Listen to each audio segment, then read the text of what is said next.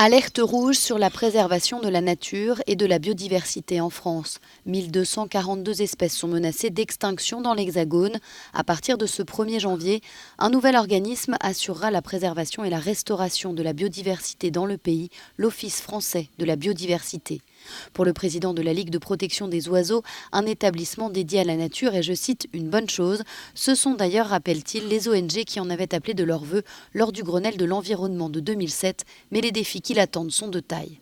Des défis, mais tout le monde en entend parler, effondrement de la biodiversité, moins de 30% d'oiseaux, moins 80% d'insectes, enfin c'est juste qu'il y a le feu, donc le défi il est énorme. Est-ce que l'agence va arriver à stopper le déclin? Non, sûrement pas, et pas toute seule.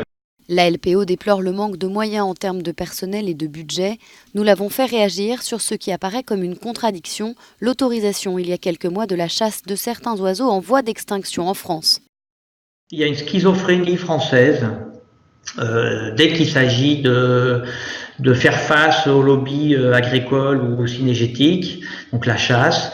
L'État est schizophrène, les élus, les grands élus sont schizophrènes, c'est-à-dire qu'on est le pays qui va accueillir le congrès mondial de l'UICN en juin prochain, mais comment peut-on être leader alors qu'en France, la France est le pays qui autorise la chasse de 64 espèces d'oiseaux, c'est le double de la moyenne des pays européens, dont une vingtaine sont inscrits sur les listes rouges de l'UICN, justement, certains en danger au niveau mondial, et on continue à les tirer en France. L'Office français de la biodiversité fera peut-être évoluer les choses, l'un de ses objectifs étant de permettre une connaissance plus large et plus approfondie de la biodiversité.